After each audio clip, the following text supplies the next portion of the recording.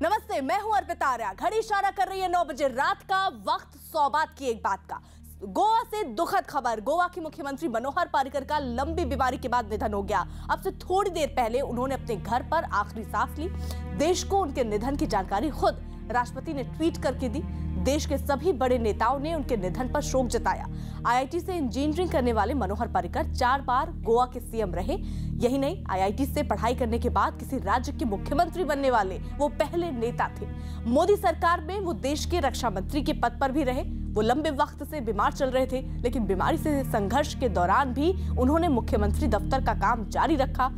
कई बार तो वो ड्रिप लगाकर विकास कार्यों का मुआयना करने पहुंचते थे। विधानसभा में भी ड्रिप लगाकर वो कार्यवाही में हिस्सा लेने पहुंचे। पर्रिकर बेहद गरिमापूर्ण जीवन जीते रहे और उसी वक्त बीमारी से चुपचाप जंग भी लड़ते रहे। लेकिन इस जंग के अंत ने गोवा के मुख्यमंत्री की सांसें छीन ली। देश के तमाम पार्टियों के नेता उनके निधन से दुखी हैं।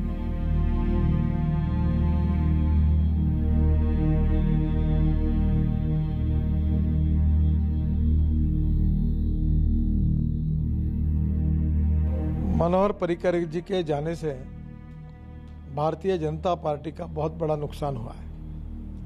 एक निस्पृह, स्वार्थी, डाउन टू अर्थ, बहुत ही सादगीपूर्ण आचरण व्यवहार करने वाला एक भारतीय जनता पार्टी का कर्मठ कार्यकर्ता, समर्पित कार्यकर्ता हमारे बीच में से चला गया है।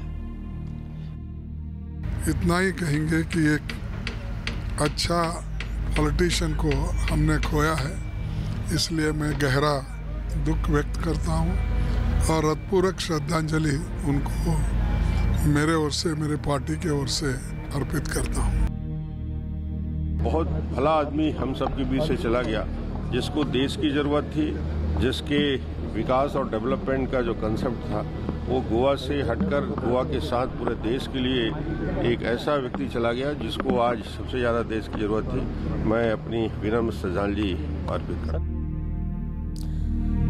तो एक ऐसा व्यक्तित्व जिसको आज हर कोई ये बात कहता हुआ नजर आ रहा है कि एक ऐसा शख्स उनके बीच अब नहीं रहा जिसने कई मायनों में बहुत सारे सबक उन लोगों को सिखाए जो राजनेता बनना चाहते हैं या राजनीति में उतरना चाहते हैं।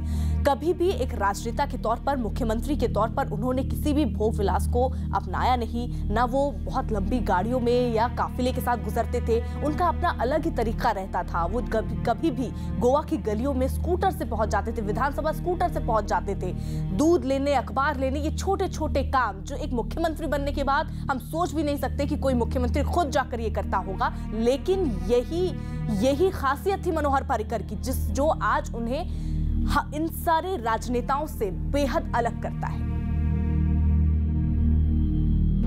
पूरे देश को उन्होंने रुलाया आज, क्योंकि कैंसर की बीमारी जब डॉक्टर ने आगे कोई उपाय नहीं है ऐसा बताने के बाद भी लगातार काम करते रहना। और पिछले महीने में हमारे एनआईटी का शिलान्यास उनके घर में ही हमने किया और तब भी उनके जज्बे को सलाम करने के लिए मैं गया था। तो ये एक अद्भुत भारत की राजनीति का पर्व है कि जहां इस तरह की निष्ठा हमने देखी है, तो उनको बहुत बहुत भावभीनी श्रद्धांजलि। गोवा के सम्माननीय मुख्यमंत्री मनोहर पर्रिकर जी का दुर्भाग्य से देहांत हुआ। लंबे समय से जनता के साथ मिलते हुए इन्होंने गोवा राज्य की तरक्की के लिए काम तो किया ही, लेकिन साथ में रक्षा मंत्री जब बने, हम दोनों एक ही साथ में हम लोगों ने शपथ ग्रहण किया था। मोदी जी के नेतृत्व में इन्होंने देश की सुरक्षा के लिए बहुत बड़ा योगदान दिया।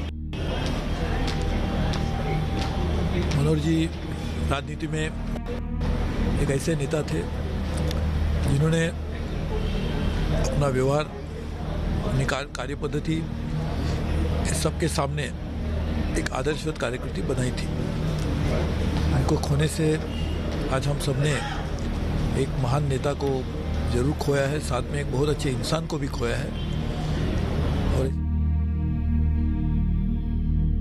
अमिताभ, मनोहर पर्रिकर एक ऐसा शख्स जिसकी खासियत आज हर एक नेता बता रहा है कि आखिरकार एक मुख्यमंत्री के तौर पर जो मिसाल उन्होंने रखी है वो अपने आप में बेहतरीन है, लेकिन आज कितना बड़ा शून्य से माना जाए राजनीतिक के तौर पर। भूपेश बघेल छत्तीसगढ़ के मुख्यमंत्री हमारे साथ इस वक्त जुड़ चुके हैं। भूपेश जी, आपकी क्या प्रतिक्रिया, क्योंकि मनोहर पर्रिकर अब हमारे बीच नहीं रहे?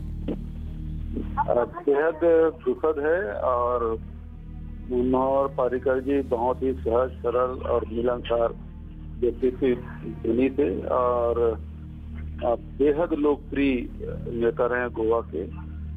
और उन्होंने केंद्र में भी रक्षा मंत्री के रूप में काम किया, लेकिन गोवा से उनका गहरा लगाव रहा और इस कारण से केंद्र की राजनीति छोड़ के फिर से गोवा गए, लेकिन दुर्भाग्य से उनके जो बीमारी हुई उससे उबर नहीं पाए। और ऐसे राजनेता के जाने से निश्चित रूप से भारतीय राजनीति में एक बड़ा नुकसान हुआ है। उसके जाने से निश्चित रूप से एक अपूर्णीय क्षति हुई है। मैं उसके परिवार के प्रति गहरा संवेदना व्यक्त करता हूँ। अमिताभ, क्योंकि जो भी नेता जुड़ रहा है वो उनके ईमानदारी और उनका जो सादा जीवन, उच्च विचार वाली विचारधारा है उसको बार बार जिक्र कर रहा है, और यही खासियत है कि उनके चले जाने के बाद भी आज लोग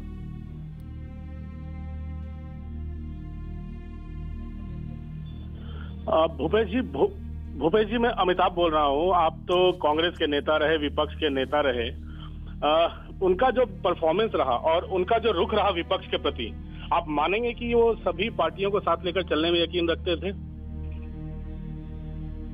अमिताभ, भूपेश बघेल अब हमारे साथ नहीं है, उनसे संपर्क टूट गया है। कुछ देर बाद कनेक्ट करने की कोशिश करेंगे, लेकिन इसी बीच गोवा के सीएम मनोहर पर्रिकर हमारे बीच नहीं है। एक बड़ा झटका राजनीतिक तौर पर भी इसे देखा जा रहा है, और साथ ही साथ जो भी नेता आज जिससे भी आप बात कीजिए वो व्यक्तिगत तौर पर जो उनकी खासियत है वो गिनाए नहीं थक रहा, क्योंकि वो ऐसी शख्सियत थे कहीं भी आप उन्हें देखकर अंदाजा नहीं लगा सकते थे कि एक सीएम का काफिला गुजरा है या एक सीएम गुजरा है। प्रदेश की सरकार को बचाए रखने में, काम करते रहने में उन्होंने अपना जीवन होम कर दिया। मैं समझता हूँ ये एक आजकल के युग में ऐसा अनुकरणीय उदाहरण अन्यत्र मिलना दुर्लभ है। तो गोवा बीजेपी की भरपाई अब कैसे होगी, क्योंकि वो रहे नहीं, वो तो इसके अलावा ऐसा तो नहीं होता। देखिए, गोवा किसी भी व्यक्ति के अभाव से उसका स्थान तो नहीं कोई ले सकता, लेकिन संगठन भारतीय जनता पार्टी का बहुत मजबूत है और इसमें ऐसे लोग हैं कि जिनको संगठन अगर जवाबदारी देगा तो उसे वो निभाएंगे। हमारे यहाँ ऐसा नहीं होता है। हमारा तो पहले अध्यक्ष जनसंघ के डॉक्टर मुखर्जी स्थापना के कुछ ही दिनों में चले गए थे, लेकिन तो भी जनसंघ बढ़ता रहा, आगे चलता रहा, लोग निकलते रहे। तो मैं नहीं समझता कि ऐसा कुछ होगा कि भरपाई बिल्कुल ही नहीं हो सकती। हाँ, दिक्कत हो सकती है, छांटने में दिक्कत हो सकती है, और किसी को उस आदर्श के स्तर पर पहुंचने में दिक्कत हो सकती है, लेकिन ऐसा कुछ नहीं है कि काम कैसे नहीं चलेगा, क्या होगा क्या नहीं होगा। नहीं, हमारी पार्टी में बहुत क्षमता है।